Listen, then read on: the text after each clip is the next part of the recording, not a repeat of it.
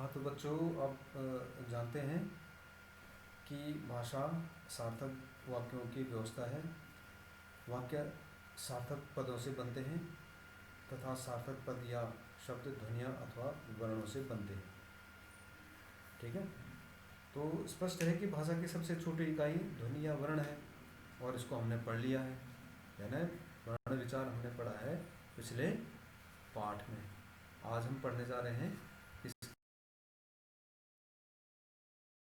English में कहा जाता है इसको मॉर्फोलॉजी। ठीक है ना। और हाँ, आप हम सभी लोग जानते हैं कि वर्णों के मेल से शब्द बनते हैं और शब्दों के मेल से वाक्य बनता है और वाक्य में प्रयुक्त शब्द पद कहलाते हैं। और शब्द भाषा की स्वतंत्र इकाई है। वर्ण भाषा की सबसे छोटी इकाई है और शब्द भाषा की स्वतंत्र इकाई है। शब्दों के बिना भाषा का कोई अस्तित्व नहीं है।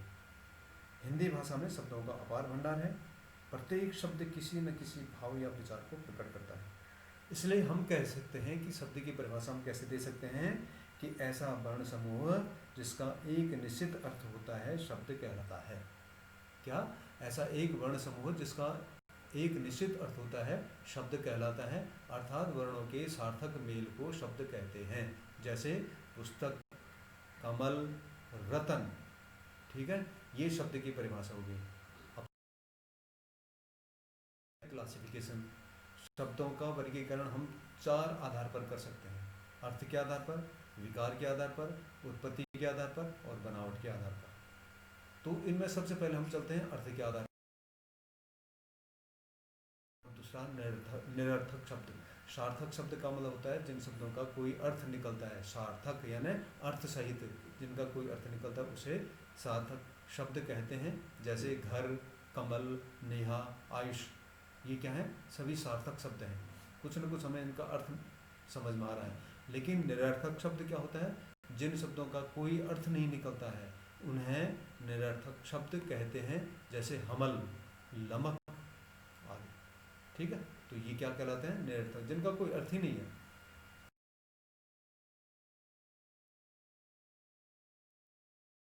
उसके बाद हम चलते हैं विकार के आधार पर। शब्दों के दो भेद होते हैं, एक विकारी शब्द है और दूसरा अविकारी शब्द है। विकारी शब्द क्या होता है? विकारी यानी परिवर्तन। विकार का मतलब क्या होता है? परिवर्तन। ये शब्द जिनमें लिंग, वचन, कारक आदि के कारण विकार या परिवर्तन आ जाता है उन्हें विकारी शब्द कहते हैं। विकारी मतलब, विकार मतलब क्या होता है? परिवर्तन। उनको क्या कहते हैं? विकारी शब्द। विकारी शब्द के चार भेद होते हैं, संज्ञा, सर्वनाम, विशेषण, क्रिया। इनके बारे में हम डिटेल में आगे पढ़ेंगे। ठीक है।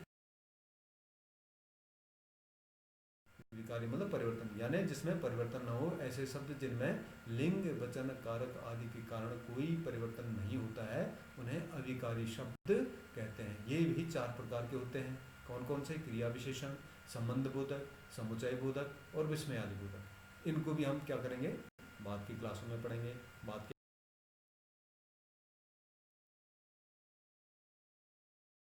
ठीक है।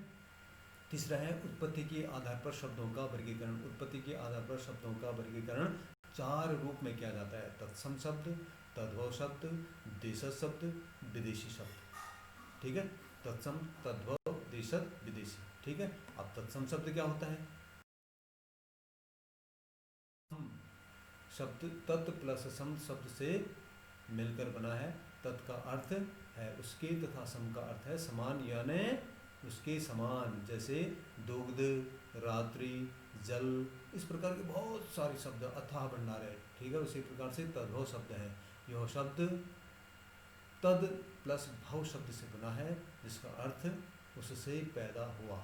जैसे दही, दधी, सांप, सर्प, गांव, ग्राम, सच, सत्य, काम, कार्य आदि। तो यहाँ पर जो शब्द हैं, जैसे दही दधी से बना है, सांप सर्प से बना है, गांव ग्राम से बना है, सत्य सत्य से बना है, काम कार्य से बना है।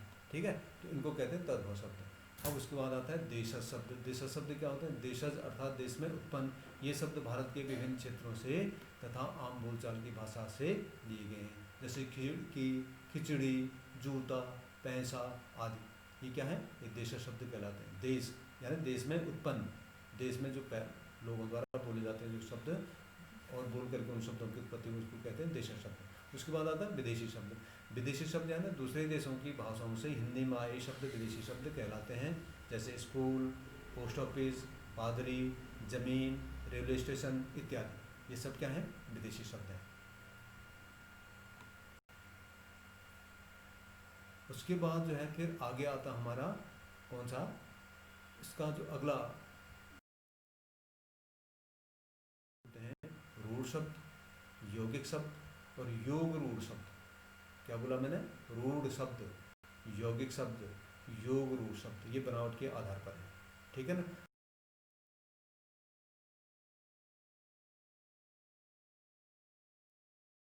अर्थात खंड करने पर ये शब्द अर्थहीन हो जाते हैं, जैसे घोड़ा, पुस्तक, मेज इत्यादि। ठीक है। यौगिक शब्द क्या होते हैं? ये शब्द दो शब्दों के योग से बने हैं। यौगिक का मतलब क्या होता है? जोड़ा। योग का अर्थ होता है जोड़ा। अतः दो शब्दों के जोड़ से बने ऐसे शब्द जो सार्थक होते हैं यौगिक शब्द कहलाते हैं। जिन इनके टुकड़े किए जा सकते हैं, जैसे पुस्तकालय, पुस्तक और आलय, शिवालय, शिव और आलय, महेश, महा और ईश इत्यादि, ये शब्द क्या कहलाते हैं? यौगिक शब्द कहलाते हैं। योग रूढ़ शब्द क्या होते हैं? योग रूढ़ शब्द जो शब्द दो या दो से अधिक शब्दों के मेल से बने हों और उनके विशेष अर्थ निकलें, वे योग रूढ़ शब्द कहलाते हैं। जैसे पंकज, पंक प्लस ज, पंक मतलब होता है कीचड़, ज का मतलब होता है जन्म लेना, यानी कीचड़ में जन्म लेने वाला कमल। नीलकंठ, नीला प्लस कंठ, नीला मतलब ब्लू और कंठ मतलब गला, अर्थात शिव। तो यहाँ पर देखो पंकज का सीधा संबंध किससे है? कमल से है। नीलकंठ का सीधा संबंध किससे है? शिव से है। ठीक है ना? तो यहाँ पर परिभाषा में फिर हम एक बार चलते हैं कि जो शब्द दो या दो से अधिक शब्दों के मेल से बने हों और उनके अर्थ उनके विशेष अर्थ निकलें, वे योग रूढ़ शब्द कहलाते हैं। ठीक है। तो ये हैं किसके आधार पर? बनावट के आधार पर शब्दों के। अब इन्हीं चीज़ों को आप जो है अपने आप भी पढ़ेंगे, इसको सुनेंगे इस ऑडियो को। ठीक है। और इसको हम क्या करेंगे? बार बार इसको प्रैक्टिस करेंगे, समझने की कोशिश करेंगे, तब जाकर हमें ये समझ में आएगा। एक बार आपने सुन लिया और पढ़ लिया तो एक बार में नहीं आएगा। इसको आपको थोड़ा क्या करनी पड़ेगी? इसके लिए मेहनत करनी पड़ेगी। इसको आप अपनी फेयर कॉपी में उतारेंगे बढ़िया से, अच्छे ढंग से, और उनको पढ़ेंगे, 2-3 बार समझने की कोशिश करेंगे। ठीक है। Thank you.